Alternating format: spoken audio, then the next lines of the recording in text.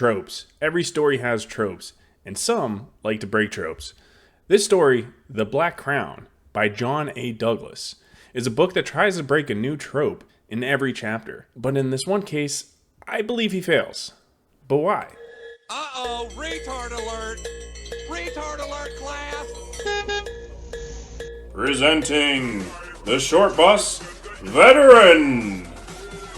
I recently got my hair helmet cut, and as the tar driver of this bus, I feel a little unsafe right now. Now, heads up right now, since I can't talk about this topic without spoiling the book.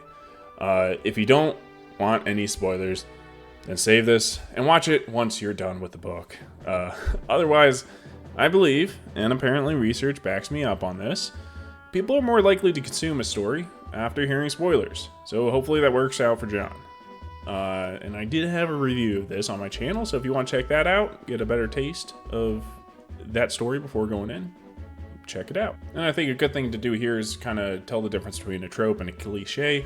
According to Google, tropes reflect a pre-existing genre archetype, and they're helpful to writers because they come from a storytelling patterns that have worked well for generations. A cliche reflects patterns that are no longer effective and can even be derogatory or damaging. I think that's more of a fair definition. When I talk about this book with tropes, I think John went out with the goal to use things that are known as tropes in storytellings, like he's got paladins, heroes, the destined hero story, and break it or invert it or however you want to call it, just kind of twist it, use the trope as a twist. Some of the tropes that are inverted in this book, and there are a lot of them inverted. We got the half-orc, that is the smart nerd in the story, instead of being like the bulky human, half-orc that you would expect with that kind of DNA shoved in them. The big tanky bruiser character is a woman, like the tank of the party, not typically seen as, they don't typically use a woman for a tank in the party. The paladins are not noble in this story, but they're scummy and can't be trusted. And the chosen one trope, it's flipped. Though I won't get into that, that's a spoiler we'll not get into. There are many examples to go on with the story I could get into, and for the most part, all of these inverted tropes are done successfully, in my opinion. But I want to talk about the one that, even though had plenty of setup, I don't think it really worked. I don't think it didn't really work. I'm not saying this objectively. My opinion. See, the way that most of these tropes get inverted are used as a twist in the story, and some twists, even with proper setup, can still fail. At the end of The Black Crown, the main character Raggoth must defeat his uncle in a 1v1. He manages to do this by overpowering his uncle. Now, his uncle's at least 3 times the size of Raggoth, and he's like 6 times the size of Muscle, if I remember correctly. Raggoth is even weak by human standards. Don't hold me to that little bit though, because I don't really remember. He might even be like a little stronger than average for a human. I don't remember. I just know he's weak, especially to orc standards. Somehow, he outmuscles the guy, and I'm just not buying it. I mentioned that this event, this twist being the small, weak, nerdy character outmuscling the big orc. There was setup for this. Through the story, the main character had time where he was taken over by his rage. At these times, he became super strong. It's hinted at that this is like an ability that may have been passed down from his father. It's described so. So there is proper setup for this twist, but once revealed, it just didn't work for me.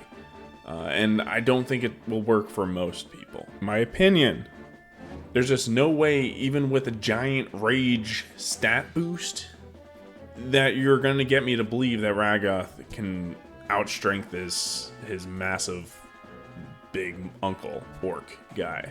Also, and this could be explained in future books, I don't really understand why Raggoth and his father are the ones with the stat buff. It feels like this should be something that most orcs could access as like an ability for being, you know, an orc, maybe. Though that is my opinion.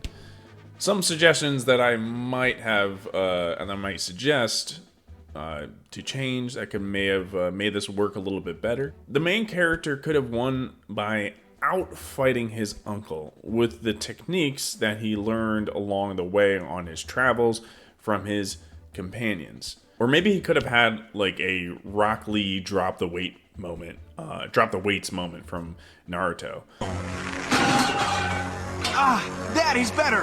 Now I will be able to move freely.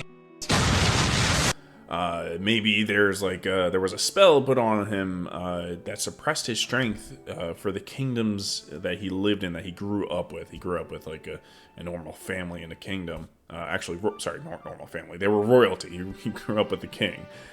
He's like, you know, the mom's his mom is the biological mother, and he's like the bastard that was born from a previous war from his father, the orc. Yeah, so this could have been for the kingdom's safety, that they're like, okay, this guy's a half orc, so let's put a spell on him, make sure he doesn't, like, you know, accidentally kill somebody by snapping their neck. Even though they never let him go to public. I mean, it could have been the family safety. I don't know. I feel like there's a way to write that in.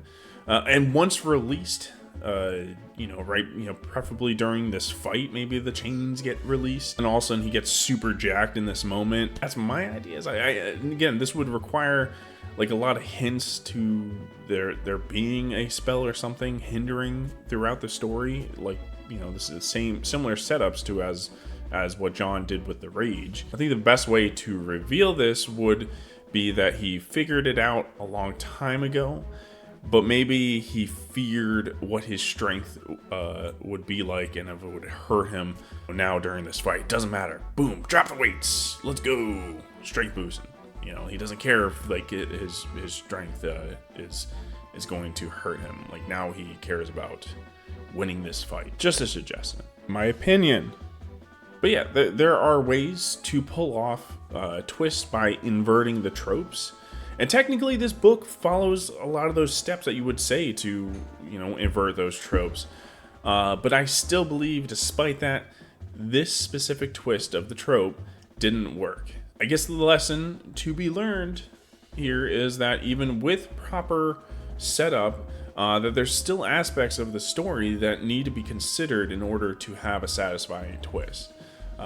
And there's multitude of aspects, and you know, you're gonna miss one, right?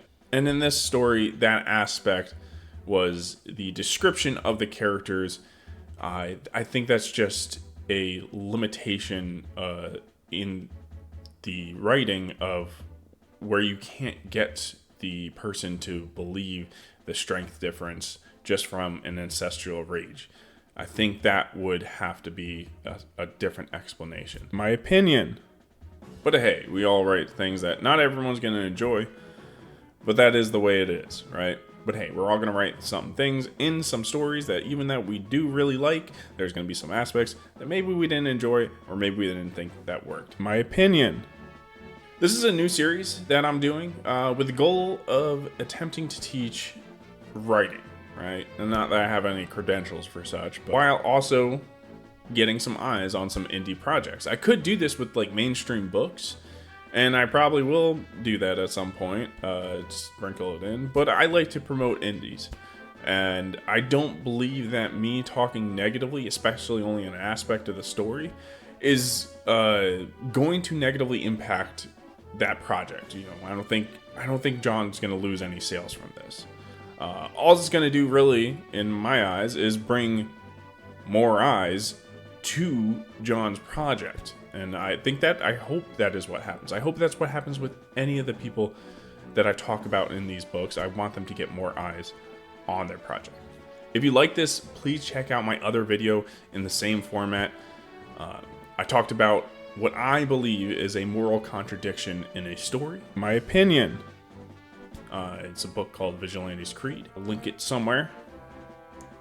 Of course, I recommend this video. I made it. And if you made it this far, I got news for you guys. You are in fact retarded. But that's what I'm here for. I'm on the short bus, and I'm here to wrangle up all the retards. But that's okay. It's okay to be retarded. We're special. Cruising down the highway, metal busting loud on a short bus where the kings are.